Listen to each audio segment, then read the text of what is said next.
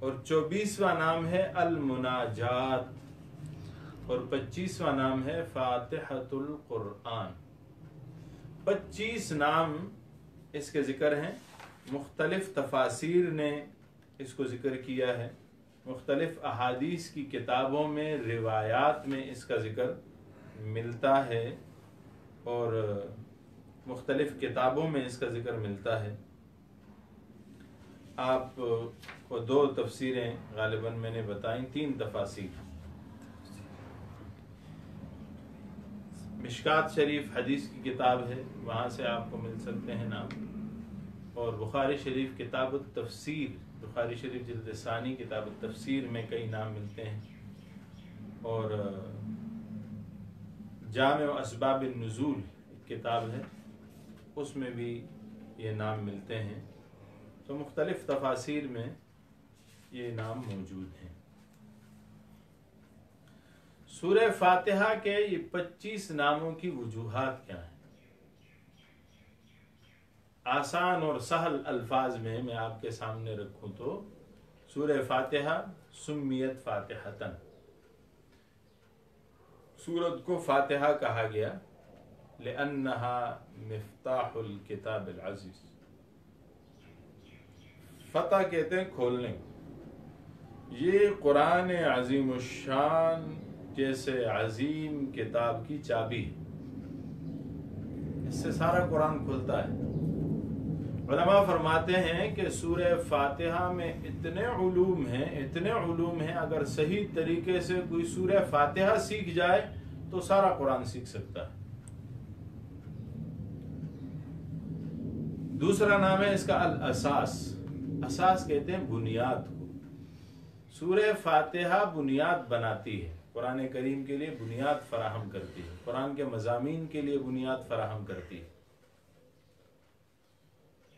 اور تیسرا ہے سورۃ الکنز، خزانہ، یہ سورت سمیت بالکنز لأنہا نزلت من کنز تحت العرش، اللہ کے عرش کے نیچے ایک خزانہ ہے، اور یہ سورت وہاں سے نازل کی گئی، اس وجہ سے بعض نے کہا اسے کنز کہتے ہیں۔ تعلیم المسئلہ سمیت بتعلیم المسئلہ، کیوں؟ لاجتماعها علی ذلک، کیونکہ یہ سورت جو ہے سوال کرنے کا طریقہ سکھاتی ہے۔ ہم نے سوال کرنا اللہ جل شانہ سے، اللہ جل شانہ سے سوال کیسے کریں؟ ہم دنیا میں دیکھیں روٹین کے حساب سے جب ہم کسی سے کچھ مانگتے ہیں تو اس کا کیا طریقہ ہوتا ہے؟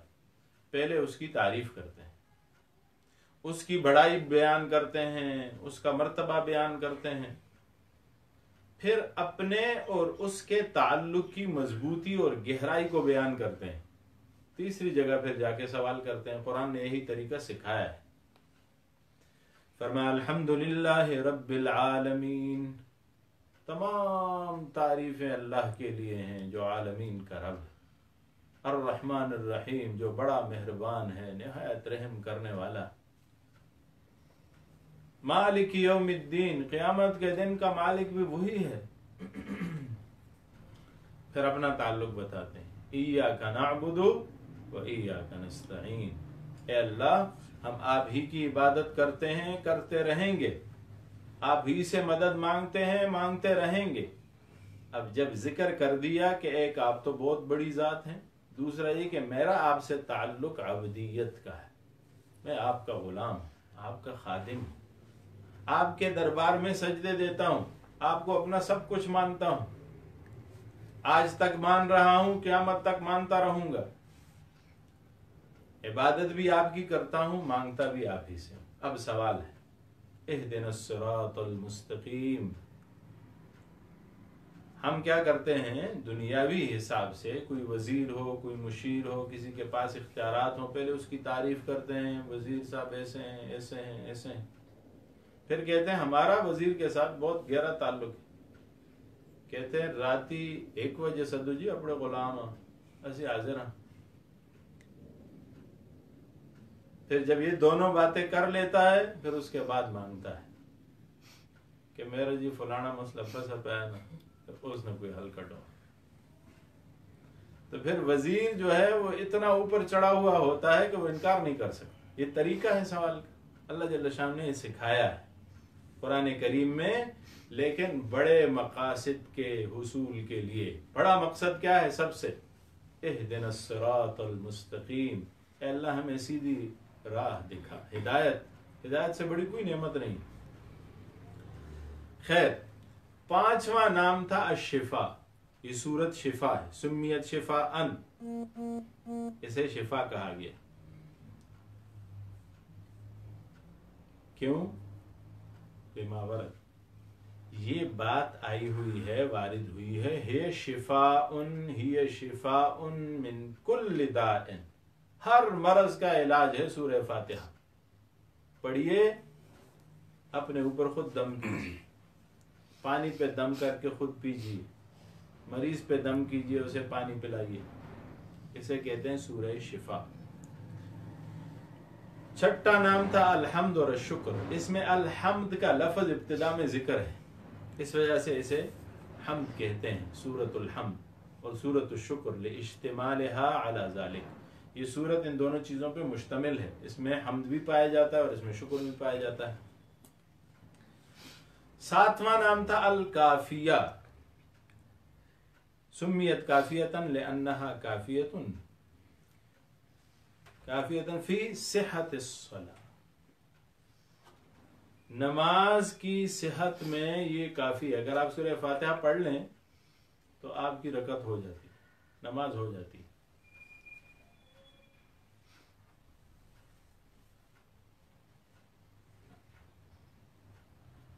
لأنها كافية في صحة الصلاة عن غيرها عند القدرة عليها. کوئی اور صورت آپ کو یاد نہیں ہے تو یہ آپ کے لیے کافی ہے، یہ پڑھ لیں اور نماز پڑھیں. اور ویسے بھی کافی شافی ہے، مسائل میں جب بھی آپ گر جائیں سورہ فاتحہ پڑھیں. الشافیہ لما ورد ہی شفاء من کل داء، وہی چیز. اور یا کافی شافی کا معنی یہ ہے کہ بس تمہارے لیے یہی کافی ہے. ہم پڑھتے ہیں کہ فلاں چیز کوئی کمپنی کہتی ہے اپنا نام لکھ کے کہ نام ہی کافی. تو یہاں اللہ جل شانہ نے یہ سورت نازل کی، اس کا نام ہے شافیہ یعنی، اور کافیہ یعنی یہ سورت کافی ہے آپ کے لیے، سورت کافی شافی. سورت کا ایک نام ہے نام ام الکتاب، سمیت بام الکتاب.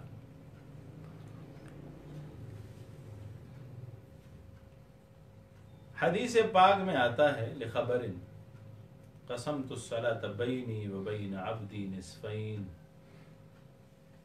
اللہ جل شانہ فرماتے ہیں کہ میں نے سورت کو اپنے اور بندے کے بیچ میں تقسیم کر دیا ہے. یہ سورت آدھی اس کی ہے اور آدھی میری ہے، یعنی آدھا وہ پڑھتا ہے آدھا میں پڑھتا ہوں. یہ ام الکتاب ہے اس حدیث کی وجہ سے، وہ ہم پڑھیں گے انشاءاللہ پوری حدیث. 10واں نام تھا السبع المثانی. اسے سبع کہتے ہیں کیونکہ اس میں 7 آیات ہیں، اور مثانی کہتے ہیں دہرائی ہوئی. یا تو یہ ہے کہ یہ 2 دفعہ نازل ہوئی، ایک دفعہ مکہ میں اور ایک دفعہ مدینہ منورہ. تو جب یہ مکہ میں بھی نازل ہوئی، مدینہ میں بھی نازل ہوئی، یعنی 2 دفعہ نازل ہوئی، دہرائی ہوئی صورت ہے. اور یا یہ ہے کہ ہم اسے نماز کی ہر رکعت میں دہراتے ہیں، بہت زیادہ پڑھی جانے والی صورت ہے. اسے سبع مثانی کہتے ہیں لأنها 7 آیات علی الصحیح، بنا پر قول صحیح اس کی 7 آیات ہیں، گرچہ ہم نے پڑھا کہ ایک قول موجود ہے کہ یہ 6 آیات ہیں. اصل الکتاب اور ام الکتاب کا معنی مفہوم ایک ہی ہے. القرآن العظیم، اس سورت کو کہا گیا سورہ قرآن عظیم، یعنی یہ سورت قرآن عظیم کا خلاصہ لیے ہوئے، سارے مضامین اس میں ہیں. ہم پڑھیں گے کہ قرآن کریم کے تمام مضامین کا خلاصہ سورہ فاتحہ میں کیسے ہے. لیکن وہ غالباً علوم القرآن کے ضمن میں آئے گا۔ 13واں سورہ الرقیہ، فرمایا سمیت بالرقیہ لاشتمالها علی ذلک، یہ رقیہ یا رقیہ ہے، رقیہ کہتے ہیں دم کرنے کو، اس میں بھی چونکہ دم موجود ہے شفا کے لیے۔ سورہ صلاۃ اسے کہتے ہیں کیونکہ نماز میں پڑھی جاتی ہے اور ہر رکعت میں پڑھی جاتی ہے، یہاں تک کہ نبی کریم صلی اللہ علیہ وآلہ وسلم نے ارشاد فرمایا لا صلاۃ الا بفاتحۃ الکتاب، کوئی نماز نہیں ہے مگر سورہ فاتحہ کے ساتھ۔ اسے سورہ واقعہ کہتے ہیں، یعنی مشکل حال جب بھی ہو، آپ پہ کوئی واقعہ کوئی حادثہ پیش آ جائے، سورہ فاتحہ پڑھیے۔ ام القرآن اسے کہتے ہیں، پہلے بھی ذکر ہو چکا، سمیت بام القرآن فکأنہا اصلہ و اساسہ، گویا کہ یہ اس کا اصل اور اساس ہے، قرآن کا اصل اور اساس ڈھونڈنا ہے تو سورہ فاتحہ کو پڑھی۔ اور اسے فاتحۃ الکتاب بھی کہتے ہیں کیونکہ اسی سے قرآن کریم کے دروازے کھلتے ہیں۔ جب آپ قرآن کھولتے ہیں تو پہلی صورت یہی آتی ہے، یہ دروازہ ہے قرآن کریم کا۔ المثانی ہم پہلے بھی پڑھ چکے ہیں کہ دہرائی ہوئی، اور الوافیہ سمیت وافیتاً لأنہا وافیتاً فی صحت الصلاۃ عن غیرہا عند القدرۃ علیہا، پہلے بھی ذکر ہو چکا ہے۔ اسے سورہ نور کہتے ہیں لاجتمالہا علی ذلک، کیونکہ یہ نور پر مشتمل ہے۔ اسے سورہ دعا کہتے ہیں لاجتمالہا علی ذلک، اس میں دعا پائی جاتی ہے، اہدنا الصراط المستقیم، یہ دعا ہے۔ اسے سورہ تفویض کہتے ہیں اس حدیث کی وجہ سے کہ اللہ جل شانہ فرماتے ہیں قسمت الصلاۃ بینی و بین عبدی نصفین فنصفها لی ونصفها لعبدی، اللہ فرماتے ہیں میں نے سورہ فاتحہ کو 2 حصوں میں تقسیم کیا، اس کا آدھا اس کے لیے ہے، آدھا میرے لیے ہے، ولعبدی ما سأل، اور بندے کے لیے، میرے بندے کے لیے وہ ہے جو اس نے سوال کیا۔ تفویض حوالے کرنا ہے۔ سورہ صلاۃ، سورہ سوال بھی اسے کہتے ہیں، سمیت بالسوال اسی حدیث کی وجہ سے، قسمت الصلاۃ بینی و بین عبدی، آخر میں کیا فرمایا ولعبدی ما سأل۔ سورہ مناجات، مناجات بھی اسی کو کہتے ہیں، مناجات کرنا، التجا کرنا، اللہ سے مانگنا۔ اور فاتحۃ القرآن، یہ بھی قرآن کریم کا فاتحہ اور ابتدا ہے، تو 25 نام بمع بعض اسماء وجوہ تسمیہ کے۔ سورہ فاتحہ کے کون سے ان ناموں میں، 25 ناموں میں کون سے نام ہیں جو احادیث میں ذکر ہیں؟ تو وہ ہیں فاتحہ، فاتحۃ الکتاب، الشفا، ام القرآن، الرقیہ یا رقیہ، ام الکتاب، السبع المثانی، الصلاۃ، الوافیہ، الکنز، الحمد، المثانی، الشافیہ۔ یہ سارے نام جو ہیں ان 25 ناموں میں سے یہ احادیث مبارکہ میں ذکر ہیں۔ سورہ فاتحہ کے فضائل کیا ہیں؟ سورہ فاتحہ کے فضائل اور امتیازات آپس میں جڑ بھی جاتے ہیں بعض مقامات میں۔ بہرحال قرآن کی ابتدا اس سورت سے ہوتی ہے، یہ اس کی بہت بڑی فضیلت۔ جب بھی ہم قرآن کھولتے ہیں تو پہلی سورت سورہ فاتحہ ہے۔ دوسرا،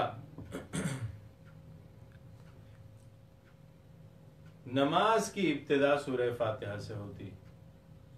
آپ سورہ اخلاص سے نماز کی ابتدا نہیں کر سکتے کہ سورہ فاتحہ کو دوسری جگہ پڑھیں اور سورہ اخلاص کو پہلے پڑھ لیں۔ سورہ رحمان کتنی خوبصورت سورت، اللہ جل شانہ خود جس کی جنت میں تلاوت کریں گے، لیکن وہ سورت بھی آپ نماز کے ابتدا میں نہیں پڑھ سکتے، پہلے سورہ فاتحہ پڑھنا ہوگا، اس کے بعد دوسری جگہ پہ آپ اسے پڑھ سکتے ہیں۔ تو قرآن میں بھی سب سے پہلے اور نماز میں بھی آغاز اسی سورت سے ہوتا ہے۔ تیسرا، قرآن کریم کی سورتوں میں وہ پہلی سورت ہے سورہ فاتحہ جو پوری نازل ہوئی۔ اس سے پہلے جو سورتیں نازل ہوئی ہیں وہ پوری نہیں ہیں۔ اقرأ باسم ربک الذی خلق سورہ علق کی پہلی 5 آیتیں نازل ہوئیں۔ سورہ مزمل اس کی بھی چند آیات نازل ہوئیں۔ سورہ مدثر اس کی چند آیات نازل ہوئیں۔ لیکن سورہ فاتحہ جب نازل ہوئی تو پوری نازل ہوئی۔ پہلی وہ سورت جو پوری کی پوری نازل ہوئی یہ سورہ فاتحہ کے فضائل میں ہے۔ ہر بیماری کے لیے سورہ فاتحہ شفا ہے۔ نبی کریم صلی اللہ علیہ وسلم نے یہ فرمایا تھا، صحابہ کرام رضوان اللہ علیہم اجمعین نے یہ سنا تھا اور اس پہ وہ عمل بھی کیا کرتے تھے۔ ایک دفعہ صحابہ کرام رضوان اللہ علیہم اجمعین سفر پہ تھے۔ سفر پہ جب کسی علاقے میں داخل ہوئے تو ان لوگوں نے اچھا برتاؤ نہیں کیا، یعنی انہیں کھانے چیزیں کی کوئی چیز ضرورت تھی تو نہیں دی۔ انہی لوگوں میں سے کسی آدمی کو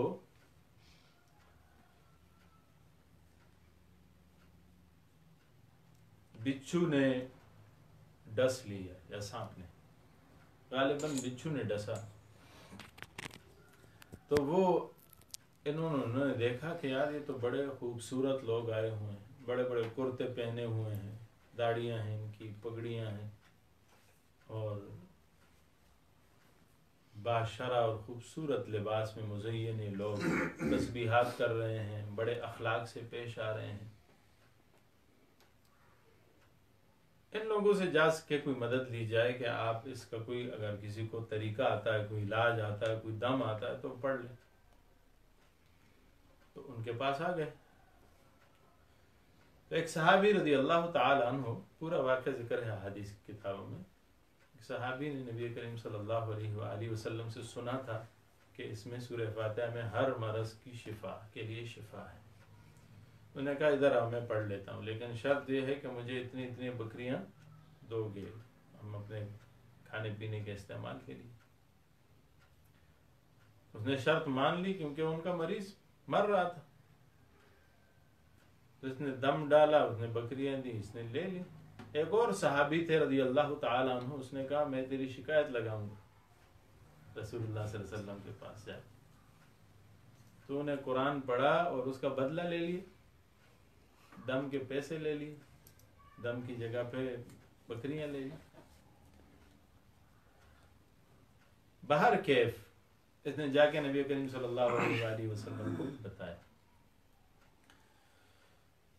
تفصیلات سے بچتے ہوئے میں یہ عرض کرنا چاہ رہا ہوں، مقصد یہ ہے کہ سورت سورہ شفا ہے۔ نبی کریم صلی اللہ علیہ وسلم سے لوگوں نے سنا اور حضور اکرم صلی اللہ علیہ وآلہ وسلم نے جب بتایا تو لوگوں نے، صحابہ کرام نے اس پہ یقین کیا اور اسے آگے چلایا۔ سورہ فاتحہ کی ایک فضیلت یہ ہے کہ سورہ فاتحہ کی نظیر آپ کو آسمانی کتابوں میں سے کسی کتاب میں نہیں ملتی، نہ تورات میں ملتی ہے اور نہ انجیل میں اور نہ زبور میں۔ یہ حدیث کے الفاظ ہیں۔ حضور صلی اللہ علیہ وسلم فرماتے ہیں کہ سورہ فاتحہ کی نظیر کسی کتاب میں نازل نہیں کی گئی۔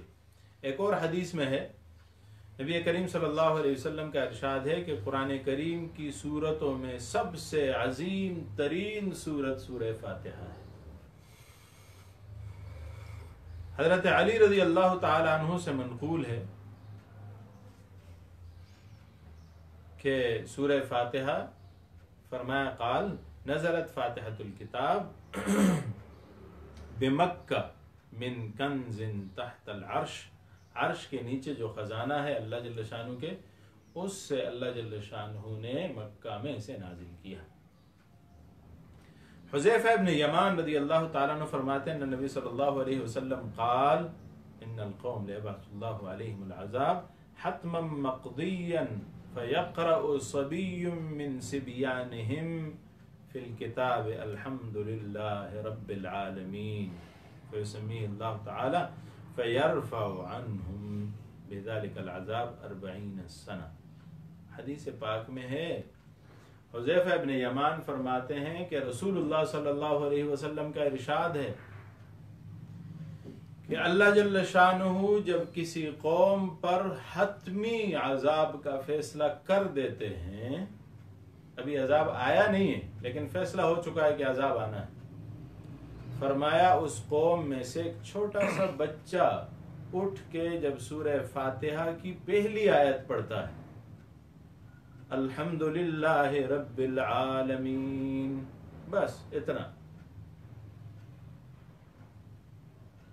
تو اللہ جل شانہ دیکھ رہا ہوتا ہے کہ اس قوم میں ایک چھوٹا سا بچہ اپنی توتلی زبان سے مجھے رب کہہ رہا ہے، مجھے اللہ کہہ رہا ہے، پھر میری تعریف کر رہا ہے، الحمدللہ، تمام تعریفیں اللہ کے لیے.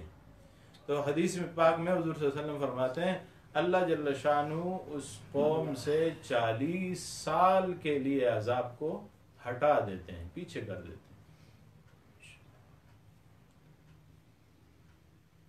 اور جن علاقوں میں، جن قوموں میں صبح شام ان کے بچے الحمدللہ رب العالمین پڑھتے ہیں، قرآن پڑھتے ہیں، ان پہ کتنی رحمتیں برکتیں نازل ہوتی ہوں گی اور کتنے عذابات ٹلتے ہوں گے.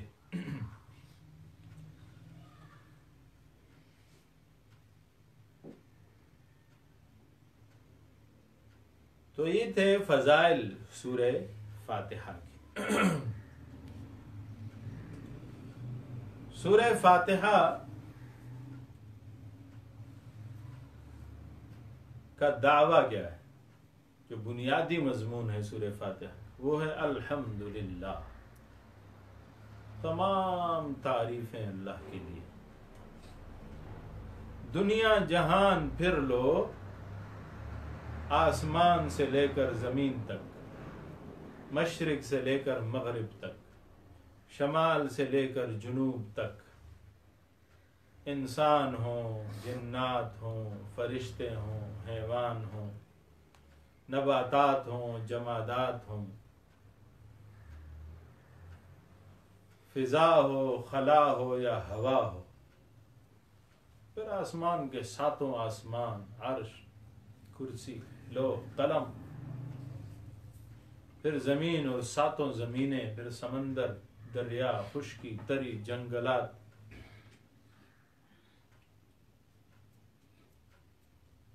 حتیٰ کہ ہر چیز کو پیدا کرنے والا اللہ ہے. اللہ کے ماں سوا جو کائنات ہے ساری کی ساری اللہ کی پیدا کردہ ہے. 18,000 قسم کی مخلوقات کو اللہ نے پیدا کیا ہے، انسان اس میں ایک مخلوق. اب انسان کتنے ہیں تعداد ہی معلوم نہیں کسی کو. کئی دفعہ دنیا بھر کے اعداد و شمار کرنے کے ماہرین اعداد و شمار کرتے ہیں اور اگلے سال دیکھتے ہیں تو غلط نکل آتا ہے. ہماری پاکستان کی قوم کو ہمیں یہ نہیں پتا کہ ہم تعداد میں کتنے، کبھی تعداد کتنی آ جاتی ہے کبھی کتنی آ جاتی ہے. اب بھی نہیں، پچھلے سال غالباً انتخابات سے پہلے جو اندازے لگائے گئے اس پہ سوالات اٹھے. کراچی کے لوگوں نے کہا کہ بھائی نہیں، ہماری تعداد آپ نے صحیح نہیں بتائی. فاکٹا کے لوگوں نے کہا کہ نہیں، ہماری زیادہ تر مجہول ہے. اور اس مجہولیت کی انتہا یہ ہے کہ ہم چھوڑ دیجئے ساری دنیا، آتے ہیں ہم اپنے گاؤں میں، ویسا میں، کامل پور موسیٰ میں بیٹھ کے ہم فیصلہ کرتے ہیں کہ بتائیے ویسا کامل پور موسیٰ میں کتنے لوگ رہتے ہیں، کسی کو نہیں پتا. ویسا کامل پور موسیٰ میں کتنے گھر ہیں، کسی کو نہیں پتا. اچھا ویسا کامل پور موسیٰ میں کتنے درخت ہیں، کسی کو نہیں پتا. اچھا اسے بھی چھوڑ دیجیے، اپنے گھر کی طرف آ جائے. اپنے گھر میں آپ کے ایک درخت لگا ہے، اس درخت کے کتنے پتے ہیں کوئی نہیں جانتا. درخت اپنے گھر کو ہم نے خود بنایا ہے، بتائیے اس میں کتنی اینٹیں لگی ہیں، کوئی نہیں بتا سکتا. اس میں ریت استعمال ہوئی، ریت کے کتنے ذرے استعمال ہوئے کوئی نہیں جانتا، لیکن صحرا کے ذروں سے لے کر سمندر کے قطروں سے لے کر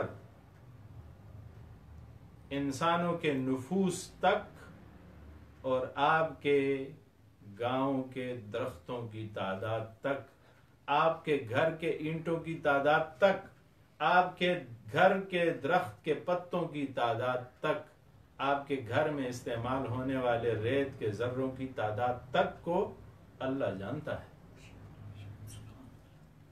اسے بھی چھوڑ دیں، گھر کو بھی چھوڑ دیں، اپنے آپ پہ آ جائیں، اپنے نفس پہ۔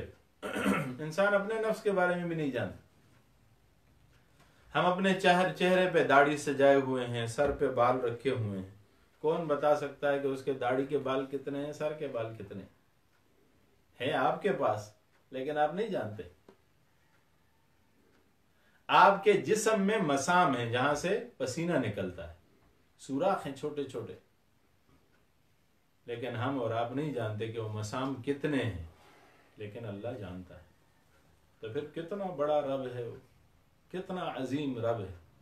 سورت کا دعویٰ ہے الحمدللہ، تعریفیں اللہ کے لیے ہیں۔ بھائی اللہ جل شانہ کے علاوہ کسی چیز کی کیا تعریف کرنی، سب بنایا ہی اس نے۔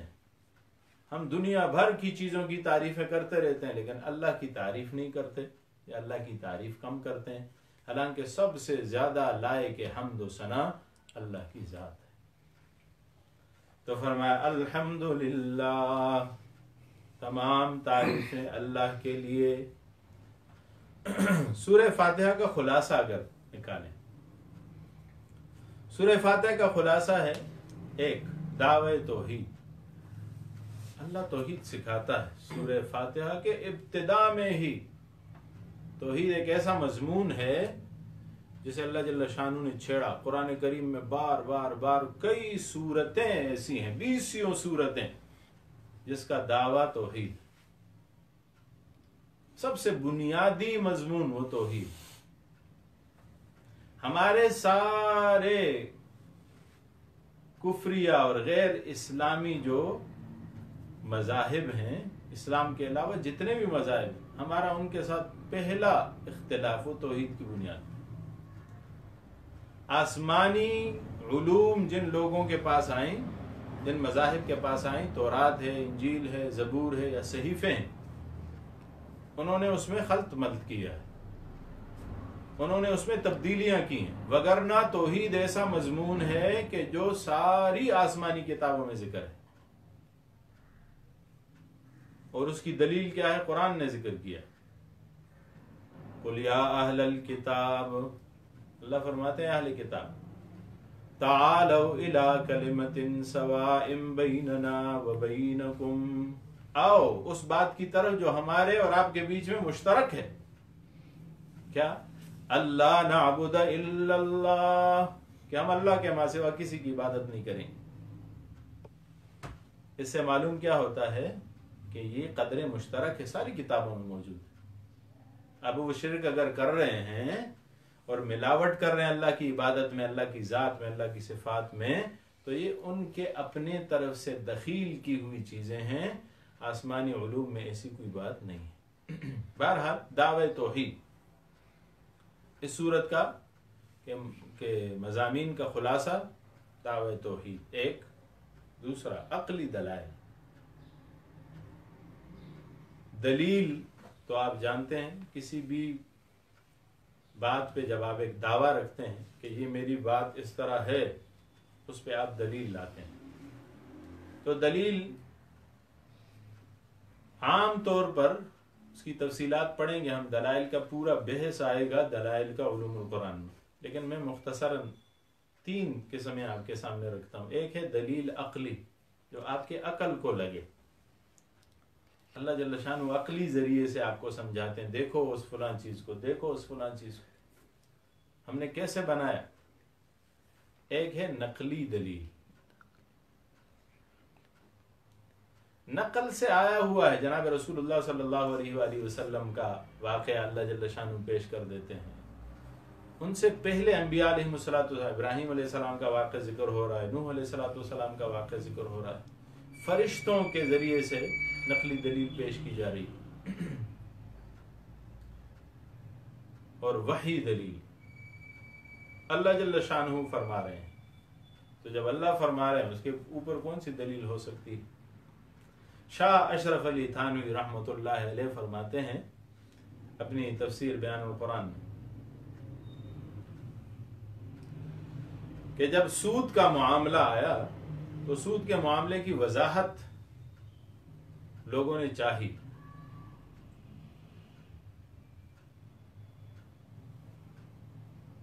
تو قرآن عظیم الشان میں ہے احل اللہ البیع وحرم الربا، اللہ نے خرید و فروخت کو حلال کر دیا ہے اور سود کو حرام کر دیا ہے.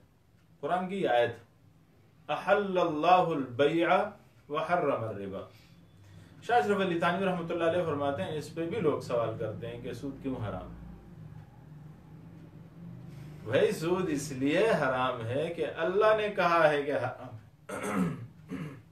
جب اللہ نے کہہ دیا ہے اس کے اوپر آپ کو کون سی دلیل چاہیے؟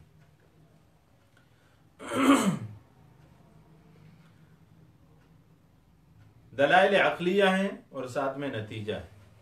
تیسرا خلاصہ مضامین کا تعلیم الدعاء، اس میں دعا سکھائی گئی ہے.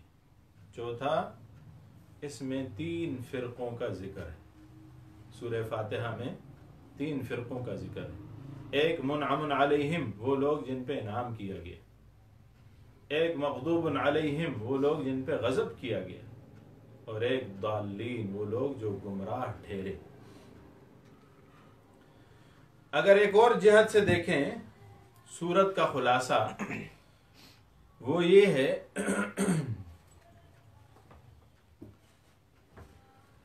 کہ اس میں القاب خداوندی ہیں، اللہ جل شانہ کے القاب ہیں ایک. دوسرا اس میں آداب خداوندی، اللہ کے آداب کا ذکر ہے. تیسرا آسمان و زمین کے رب کے دربار میں درخواست ہے، دعا ہے. سورت کا خلاصہ اگر نکالے تو یہ 3 چیزیں ہیں: القاب خداوندی، آداب خداوندی اور آسمان و زمین کے رب کے سامنے سوال اور درخواست. سورت کا ماقبل سے تو کوئی ربط نہیں ہے کیونکہ اس سے ماقبل میں کوئی سورت نہیں ہے. البتہ اگر دیکھیں نزولی اعتبار سے یہ سورت سورہ مدثر کے بعد نازل ہوئی ہے. وہاں فرمایا یا ایھا المدثر قم فانذر وربک فکبر وثیابک فطہر. وہاں بھی رب کا ذکر ہے. سورہ فاتحہ میں بھی الحمدللہ رب العالمین، رب کا ذکر ہے. وہاں سورہ مدثر میں کہا فذالک یومئذ یوم عسیر، قیامت کا ذکر ہے. سورہ فاتحہ میں بھی قیامت کا ذکر ہے. الحمدللہ رب العالمین الرحمن الرحیم مالک یوم الدین، اللہ قیامت کے دن کا مالک ہے. وہاں خلقت کا ذکر ہے، انسان کی تخلیق کا سورہ مدثر میں. یہاں اللہ جل شانہ رب ہونے کا ذکر کرتا ہے، اللہ رب العالمین. تو سورہ فاتحہ میں جو رب کا ذکر موجود ہے، امام حنفی بن امام واسطی کہتے ہیں کہ اس کا مطلب کیا ہے، رب کا مطلب کیا ہے.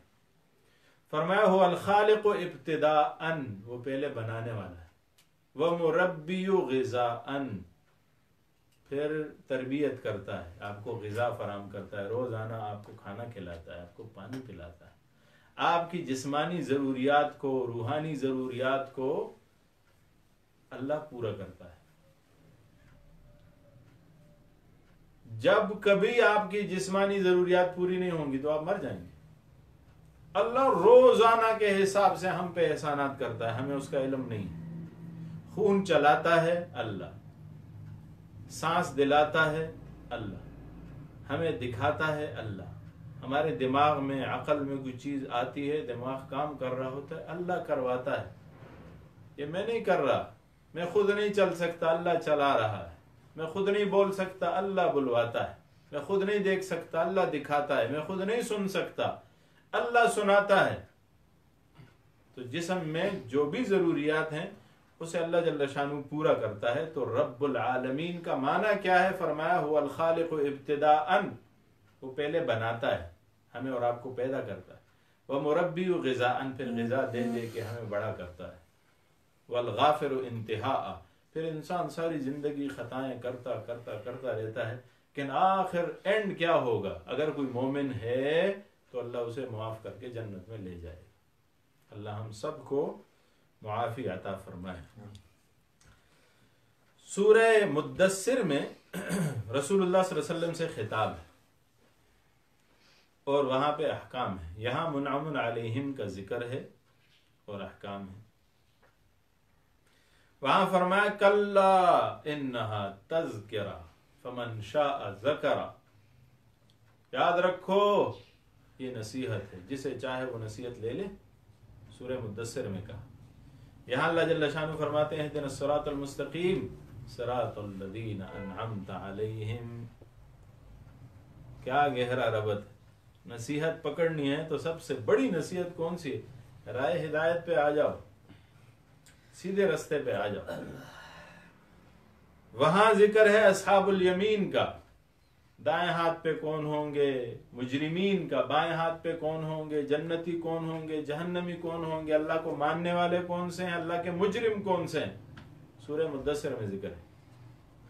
سورہ فاتحہ میں بھی اللہ جل شانہ ذکر کر رہے ہیں منعم علیہم، جن پہ اللہ نے انعام کیا. اولئک الذین انعم اللہ علیہم من النبیین والصدیقین والشہداء والصالحین وحسن اولئک رفیقا.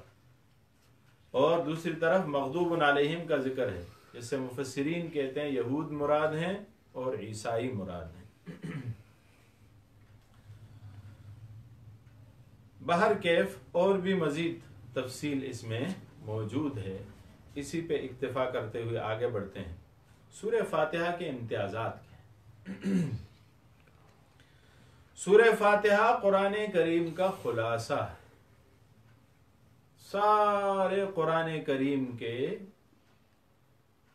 متن کو اگر ہم دیکھیں، اس میں موجود مضامین کو اگر ہم دیکھیں تو قرآن کریم اس کا خلاصہ ہے. مختصراً میں ایک ذکر کروں گا ایک جہت سے.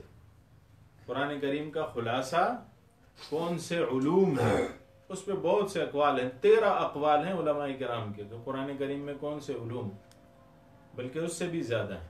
ہم اپنے مقام پہ علوم القرآن میں پڑھیں گے اسے. دیکھیے قرآن کریم کے بڑے مضامین جو ہیں علماء فرماتے ہیں ایک ان میں ہے توحید، اور وہ یہاں ذکر ہے الحمدللہ رب العالمین. دوسرا ہے رسالت، وہ ذکر ہے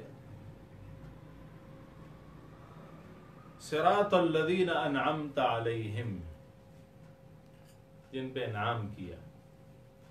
بعض علماء فرماتے ہیں الرحمن کے ساتھ الرحیم جوڑ کے اس میں بھی رسالت کا ذکر کیا گیا، کیونکہ رحیم رحمان کی صفت اللہ کی تنہا ہے، لیکن رحیمی صفت اللہ جل شانہ نے جناب رسول اللہ صلی اللہ علیہ وسلم کو بھی عطا کی ہے. تو لہٰذا نبی کریم صلی اللہ علیہ وآلہ وسلم کا یہاں پہ رسالت کا ذکر ہو گیا. تیسرا قیامت ہے، اور یہ یہاں ذکر ہوا مالک یوم الدین. چوتھا فرق کا ذکر ہے، گروہوں کا، پرانے لوگوں کے حالات کا، واقعات کا، اس کو یہاں ذکر کیا صراط الذین انعمت علیہم غیر المغضوب علیہم ولا الضالین.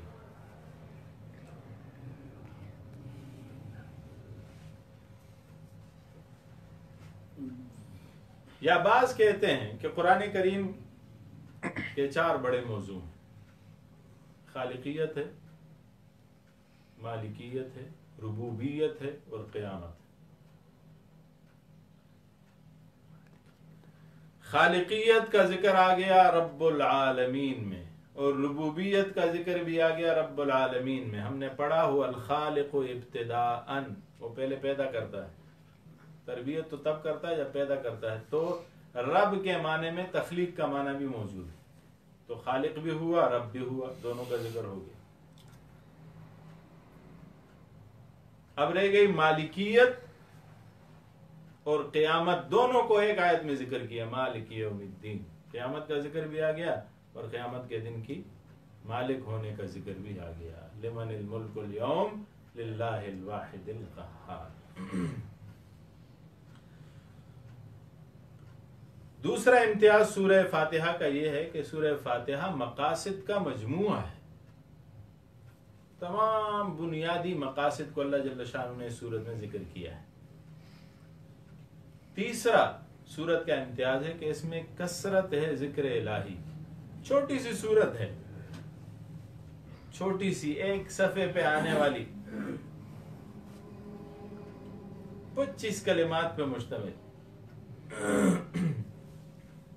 لیکن اس سورت میں اللہ جل شانہ کا ذکر 5 دفعہ آیا ہے۔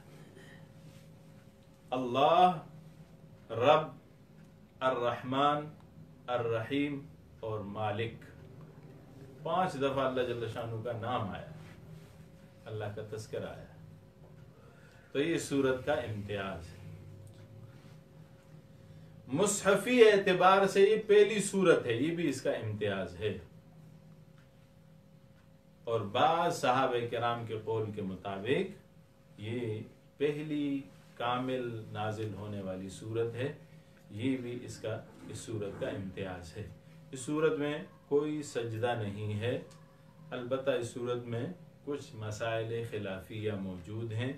سورت کے مشکلات میں شاہ انور شاہ کشمیری رحمۃ اللہ علیہ فرماتے ہیں کہ اس سورت میں مشکل آیت جو ہے صراط الذین انعمت علیہم غیر المغضوب علیہم ولا الضالین والی جو آیت ہے، یہ مشکل ہے اور اسے تفصیل سے پڑھنا چاہیے۔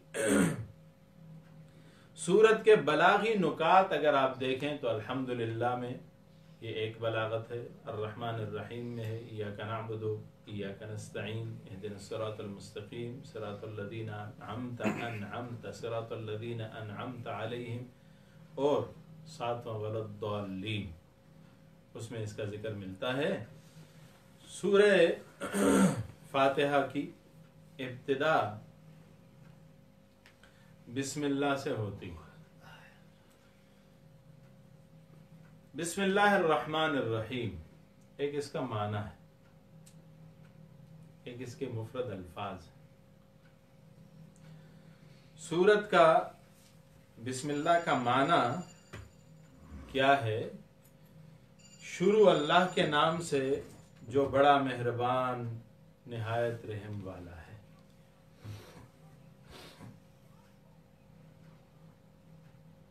سورت کا معنی ہے، بسم اللہ کا معنی ہے شروع اللہ کے نام سے جو بڑا مہربان نہایت رحم والا ہے۔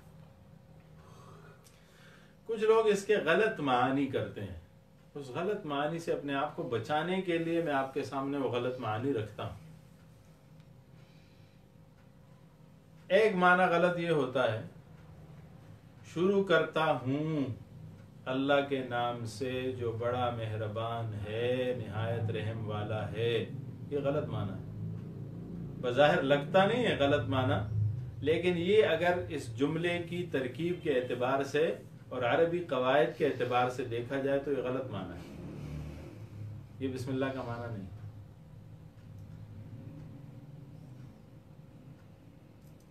دوسرا معنی کیا جاتا ہے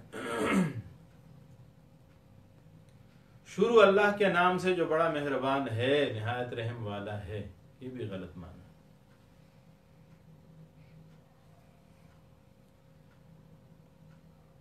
تیسرا معنی شروع کرتا ہوں اللہ کے نام سے جو بڑا مہربان نہایت رحم والا ہے، یہ بھی غلط معنی۔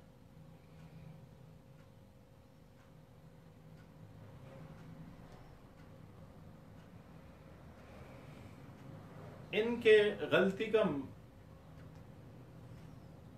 नुक्ता क्या है वो आपको समझना चाहिए। उसे समझ लेंगे तो आप जब माना करेंगे वो सही होगा। गलती का नुक्ता ये है कि अरबी में कायदा है कि जुमला एक हो तो उसमें हुक्म एक बार लगता है। ये है और हूं ये हुक्म है। वो आ रहा है, वो जा रहा है, वो पानी पी रहा है, इसमें हुक्म एक दफा लगता है। आप ये नहीं कह सकते वो है पानी पी रहा है, वो है वो जा रहा है। इस तरह दो माना दो दफा है का हुक्म नहीं लग सकता। तो जहां भी आपको लगे कि हूं और है दो दफा आ गया किसी एक जुमले में, तो समझ लीजिए कि माना सही नहीं है, कवायद के मुताबिक नहीं। अब सही माना क्या है? बिस्मिल्लाहिर्रहमानिर्रहीम। सही माना शुरू अल्लाह के नाम से जो बड़ा मेहरबान निहायत रहम वाला है एक दफा आया। या यूं कहें अल्लाह बड़े मेहरबान निहायत रहम वाले के नाम से शुरू करता हूं एक बार आ गया, अब है नहीं।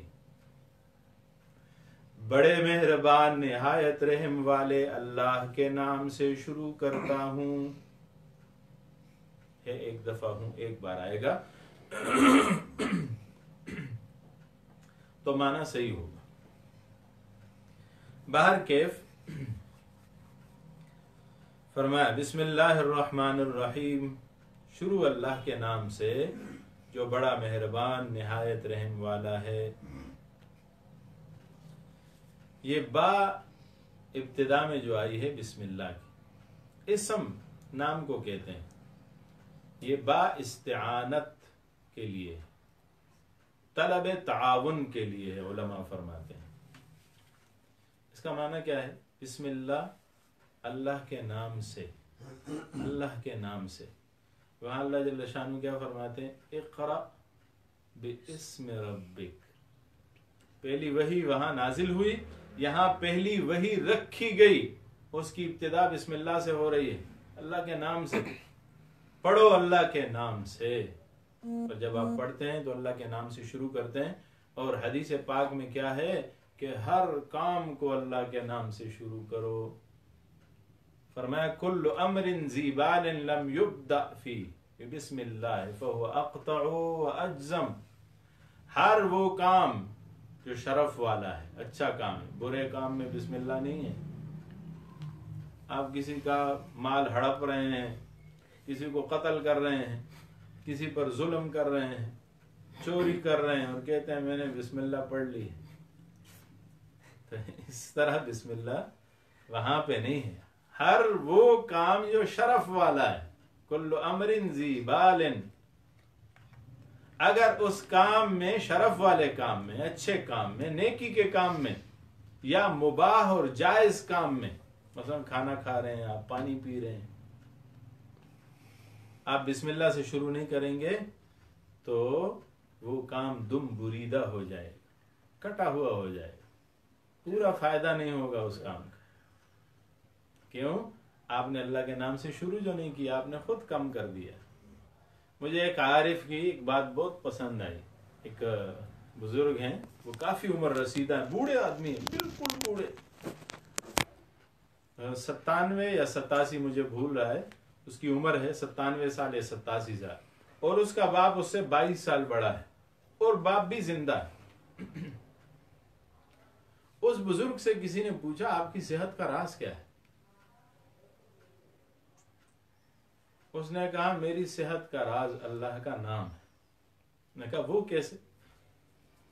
कहा कि आप तो जानते हैं कि मरज जो है वो मैदे से उठता है, हर मरज की जड़ जो है वो मैदा है। उसने कहा ये बात तो ठीक, ये सारे डॉक्टर कहते हैं, सारे तबीब कहते हैं, सारे हकीम कहते हैं, इस पे सब मुत्तफिक हैं कि मरज मैदे से उठता है। जो आप उसमें डालते हैं वही आपके लिए मरज का सबब बनता है। बहरहाल कहने लगा आप ये तो जानते हैं? कहा कि हाँ जी ये तो मैं जानता हूँ। फरमाया इस मैदे में आज तक मैंने कोई पानी का कतरा یا کوئی گندم یا چاول یا کسی جو کا دانہ اس وقت تک میں نے منہ میں ڈالا نہیں کہ معدے میں جائے جب تک میں نے اللہ کا نام نہیں لیا. تو جب میں اللہ کا نام لے کر ایک چیز کو منہ میں ڈالوں گا وہ مجھے کیسے نقصان دے سکتا ہے؟ کہا میری موت اپنے وقت پہ آئے گی لیکن میری صحت کا راز اللہ کا نام ہے. فرمایا بسم اللہ، شروع اللہ کے نام سے کرو. کچھ بھی کام ہو اللہ کے نام سے شروع کرو. دنیا اس سے گھبرائی ہوئی ہے کہ مسلمان اللہ کا نام لے کے کیوں شروع کرتے ہیں؟ وہ ڈرتے ہیں اس بات سے. ہمارے ہاں لوگ بطور مثال کے بھی پیش کرتے ہیں ڈرانے کے لیے کسی کو کہ سیدھا ہونا ہے کہ بسم اللہ کرا. پشتوں میں کہتے ہیں سمے کہ بسم اللہ دربان ہو کم. اس کا مطلب کیا ہے کہ اب تیری خیر نہیں ہے اگر میں نے بسم اللہ پڑھ لی. تو وہ ڈرتے ہیں اس بات سے کہ اگر اس نے اللہ کا نام لے لیا تو پھر کیا ہو، کیونکہ مسلمان کے ساتھ سب سے بڑی طاقت وہ اللہ کی طاقت ہے. آپ دیکھیں جتنے بھی میدان بنے ہیں، جتنے بھی میدان مسلمانوں نے جیتے ہیں وہ اللہ کی مدد سے جیتے ہیں، اللہ کی نصرت سے جیتے ہیں. نمرودی طاقت کا مقابلہ ابراہیم علیہ السلام اکیلے کیسے کر سکتے تھے؟ اگر ہم دنیاوی نظر سے اسے دیکھیں تو نمرود تو سپر پاور کا مقابلہ کر رہے ہیں. نمرود تو سپر پاور تھا. نمرود سپر پاور، اور سپر پاور کا مقابلہ پھر کون کر سکتا ہے؟ سپریم پاور جو اس سے بھی زیادہ طاقتور ہو.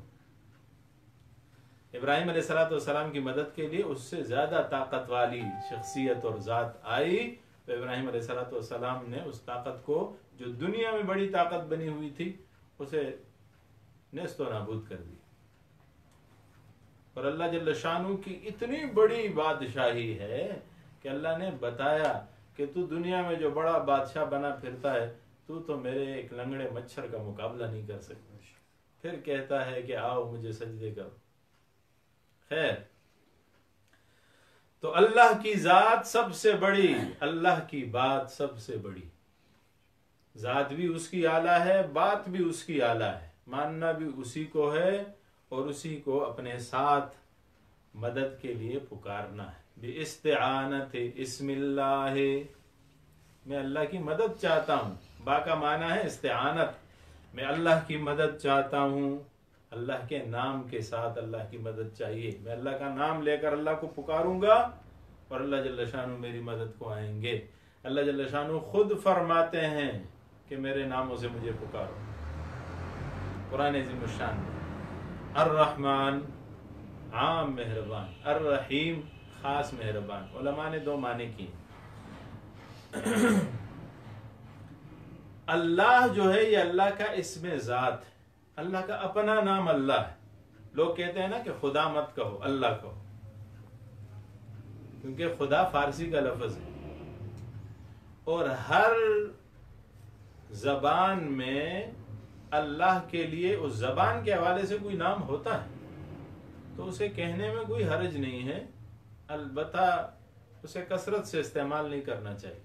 بطور تعارف تو آپ کہہ سکتے ہیں کہ فارسی زبان میں اللہ کو خدا کہتے ہیں، انگریزی زبان میں اللہ کو گاڈ کہتے ہیں، لیکن اللہ کا مزہ جو ہے وہ الگ ہے. اللہ جل شانہ خود فرماتے ہیں، مجھے دو ناموں کا ذکر کر رہے ہیں، قُلِ ادْعُوا اللَّهَ أَوِ ادْعُوا الرَّحْمَٰنَ. اللہ کو پکارو، رحمان کو پکارو. تو اللہ جل شانہ کا اللہ کا لفظ جو ہے یہ اللہ کا اسم ذات ہے، اپنا نام ہے اللہ جل شانہ کا. اور اللہ جل شانہ کا یہ نام جو ہے اس کا اگر معنی نکالیں، اسم للذات الواجب الوجود المستجمع لجميع صفات الکمال المنزہ عن النقصان والزوال. اللہ کا معنی کیا ہے؟ علماء نے کتنا خوبصورت معنی پیش کیا. یہ ایسی ذات کا نام ہے جس کا وجود واجب ہے. اس کا وجود واجب ہے کیا مطلب؟ کوئی دور ایسا نہیں تھا جب اللہ نہیں تھا، کوئی دور ایسا نہیں آئے گا جب اللہ نہیں ہوگا. ازل سے ابد تک اللہ ہی اللہ ہے. لوگ آتے رہیں گے، جاتے رہیں گے، آتے رہے ہیں، جاتے رہے ہیں، آئندہ بھی اس نظام چلتا رہے گا. لیکن ایک بادشاہ ایسا ہے جو ہر وقت تھا، آج بھی ہے اور قیامت تک رہے گا، قیامت کے بعد بھی رہے گا.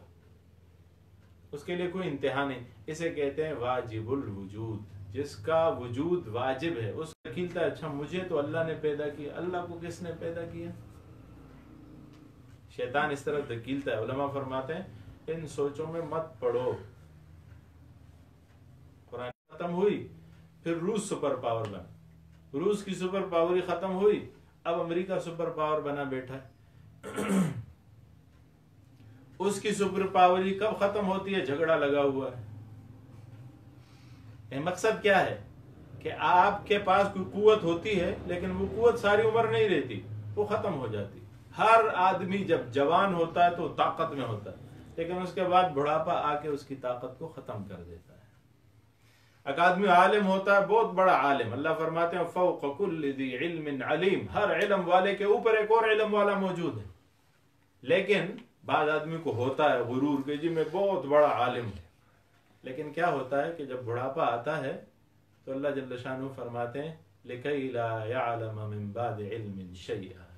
ایسی زندگی اس پہ آتی ہے کہ وہ جو سب کچھ اس کے دماغ اور عقل میں ہوتا ہے، اس کے دل میں علوم ہوتے ہیں، وہ سارے کے سارے نکل جاتے ہیں، پھر اسے کچھ پتہ نہیں چل رہا ہوتا. یعنی یہ زوال ہے.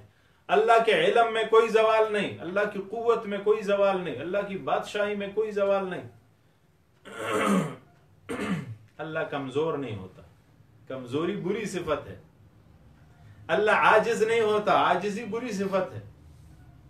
اللہ بیمار نہیں ہوتا، بیماری بری صفت ہے.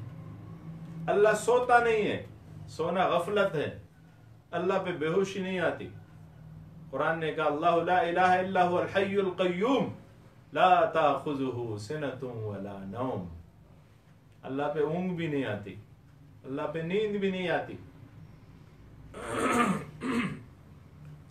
باہر کیف لفظ اللہ کا معنی تھا المستجمع لجمیع صفات الکمال، اللہ کی ساری صفات کمال جو ہے اللہ کی ذات میں جمع ہے. المنزہ عن النقصان والزوال، جو نقصان اور زوال سے پاک ہے. الرحمن، وہ عام مہربان ہے. عام مہربان ہے مطلب دنیا میں سب پہ مہربانی کرتا ہے. اللہ جل شانہ مسلمانوں کو جو اس کے ماننے والے انہیں بھی کھلاتا ہے، لیکن اپنے دشمنوں کو بھی کھانا بند نہیں کرتا. فرعون کو کتنا وقت کھلایا؟ 450 سال. 450 سال نمرود کو، 650 سال فرعون کو، 750 سال وقت نصر کو. سب نے خدائی کے دعوے کی، باوجود اس کے کہ انہوں نے اللہ کی خدائی کے مقابلے میں اپنی خدائی کھڑی کی، پھر بھی اللہ نے ان پہ رزق بند نہیں کی. او کریم کے از خزانہ غیب گبر و ترسا وظیفہ خورداری. عارف کہتے ہیں کتنا کریم ذات ہے. او کریم کے از خزانہ غیب گبر و ترسا وظیفہ خورداری. دوستارا کجا کنی محروم تو کے بعد دشمنا نظرداری. تو اے اللہ کیسے اپنے دوستوں کو محروم رکھے گا؟ تو دشمنوں کو کھلانے والا ہے. اسے کہتے ہیں رحمان، جو دنیا میں یہ حساب نہیں کرتا کہ ابو جہل کو کھلانا ہے اور یا نہیں کھلانا، محمد رسول اللہ صلی اللہ علیہ وسلم کو کھلانا ہے یا نہیں کھلانا. اس اعتبار سے فیصلے نہیں کرتے کہ ابو جہل ایمان نہیں لایا تو اس پہ کھانا بند کر دوں. میں نے عرض کیا نا کہ ہم دیکھتے ہیں تو اللہ دکھاتا ہے. ابو جہل کی آنکھیں تو کام کر رہی تھی تو کون دکھا رہا تھا؟ اللہ دکھا رہا تھا. کیونکہ اللہ جل شانہ نے رحمان کے صفت سے موصوف ہو کر کفار کو بھی ان کے سارے حقوق عطا کیے. اسے کہتے ہیں الرحمن. الرحیم خاص مہربان. اب خاص مہربان علماء فرماتے ہیں کہ اس کا ایک معنی یہ ہے کہ الرحمن دنیا میں مہربان ہے، الرحیم آخرت میں مہربان ہے. تو سمجھ میں آسانی سے آئے گا کہ آخرت میں اللہ جل شانہ خاص مہربان. آخرت میں ابو جہل کے ساتھ نرمی نہیں ہوگی، یا ابو جہل کے طبقے کے لوگوں کے ساتھ نرمی نہیں ہوگی، فرعون کے ساتھ، نمرود کے ساتھ. یہاں ہو سکتی ہے، یہاں اللہ کھلا بھی رہے ہیں، پلا بھی رہے ہیں. تفاسیر نے لکھا ہے غالباً مظہری میں کہ جو فرعون تھا 650 سال اس پہ گزر گئے. جب عذاب آ رہا تھا وہ تو الگ بات ہے، لیکن عذاب سے پہلے 650 سال میں کبھی اس کو سر کا درد بھی نہیں ہوا. اللہ نے اتنی کھلی چھوٹ دیے رکھی. وَيَمُدُّهُمْ فِي طُغْيَانِهِمْ يَعْمَهُونَ. اللہ جل شانہ فرماتے ہیں ہم نے انہیں ڈھیل دے رکھی ہے، جاؤ. لیکن جب اللہ جل شانہ ڈھیل کے بعد پکڑتا ہے تو کیا فرمایا؟ إِنَّ بَطْشَ رَبِّكَ لَشَدِيدٌ. تمہارے رب کی پکڑ بہت سخت ہے. فرعون جب پانی میں گرا اور ہچکولے لینے لگا تو کہنے لگا آمنت برب موسیٰ و ہارون، میں موسیٰ اور ہارون کے رب پہ ایمان لیا. اللہ جل شانہ فرماتے ہیں الآن، اب ایمان لا رہے ہو، وقد عصیت من قبل، اس سے پہلے تم نافرمانی کر رہے تھے. اب تمہاری دعا، ب تمہاری توبہ قبول نہیں ہے. علماء فرماتے ہیں کہ جب حالت غرغرہ آ جائے، یعنی موت سامنے ہو، تو پھر کوئی بھی دعا قبول نہیں ہوتی، کوئی بھی ایمان قبول نہیں ہوتا، کوئی بھی توبہ قبول نہیں ہوتی. تو رحیم جو ہے اس کا مطلب کیا ہے کہ آخرت میں اللہ خاص مہربان.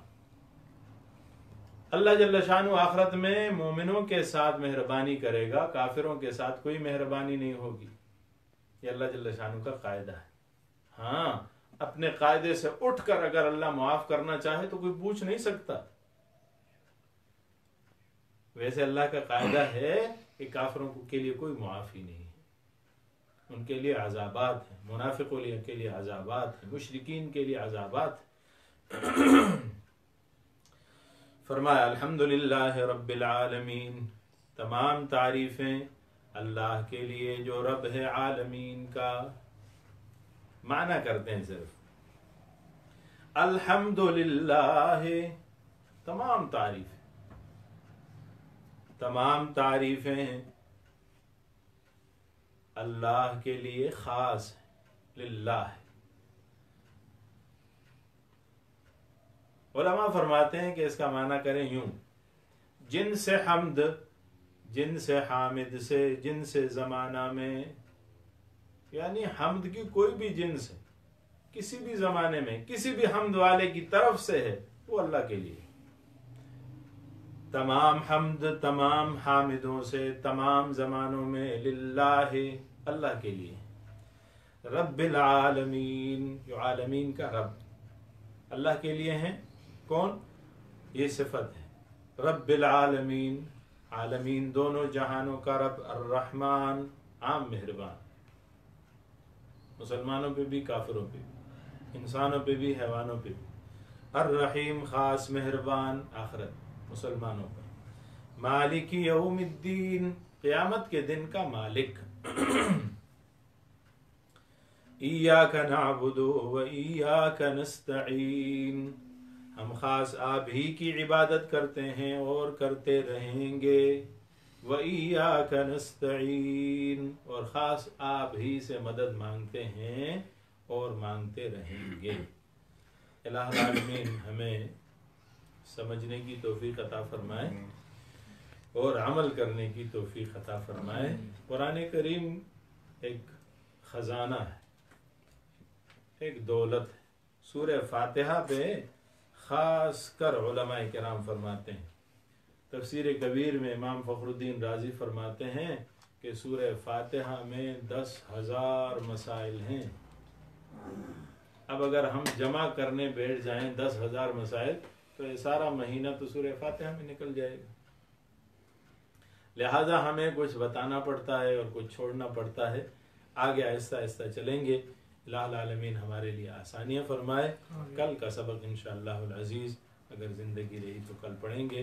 پہلے علوم القرآن کا درس ہوگا اسی طرح اسی ترتیب پہ، اور پھر قرآن کریم کے ترجمے کا دوسرا درس ہوگا انشاءاللہ العزیز. جن جن ساتھیوں کے میں پہلے بھی گزارش کر چکا ہوں کہ اگر وہ قلم کاغذ اپنے پاس رکھیں اور مخصوص جو نقطے بڑے بڑے آتے ہیں وہ لکھ لیں تو اس کا فائدہ ہوگا. کچھ ساتھی کہتے ہیں کہ جی ہمارے پاس ویڈیو آ گئی ہے تو اب اس سے نقطے ہم ڈھونڈ لیں گے. تو ان نقطوں کو ڈھونڈنے کے لیے آپ کو پھر پوری ویڈیو دیکھنی پڑتی ہے. جبکہ اگر نقطہ آپ اس وقت لکھ دیں اور اپنے قرآن میں لکھ لیں تو جب بھی آپ قرآن کھولیں گے وہ نقطہ آپ کے سامنے آ جائے گا، اس سے آسانی ہو جاتی ہے. دعا فرما لیں. الحمدللہ رب العالمین والعاقبۃ للمتقین والصلاة والسلام علی سید الرسل واشرف المرسلین محمد وعلی آلہ اجمعین واصحابہ الغر المیامین. اللهم حبب إلينا الإيمان وزينه في قلوبنا وكره إلينا الكفر والفسوق والعصيان. اللهم لا تؤاخذنا بسوء أعمالنا ولا تسلط علينا من لا يخافك فينا ولا يرحمنا. اللهم إنك عفو كريم تحب العفو فاعف عنا. نسألك العفو والعافية والمعافاة الدائمة في الدارين. اللهم إنا نسألك علما واسعا. اللهم إنا نسألك علما واسعا. اللهم إنا نسألك علما واسعا. اللهم ربنا اغفر لنا ولوالدينا ولمشايخنا ولتلاميذنا ولرفقائنا وأحبائنا ولأقاربنا ولمن له حق علينا ولمن قال لا إله إلا الله محمد رسول الله. اللهم لا تكلنا إلى أنفسنا ولا أحد من خلقك طرفة عين ولا أقل من ذلك، وأصلح لنا شأننا كله. اللهم أحسن عاقبتنا في الأمور كلها وأجرنا من خزي الدنيا وعذاب الآخرة. اللهم ذكرنا منه ما نسينا وعلمنا منه ما جهلنا وارزقنا تلاوته آناء الليل وأطراف النهار واجعله لنا حجة يا رب العالمين. صلى الله تعالى على خير خلقه محمد وعلى آله وأصحابه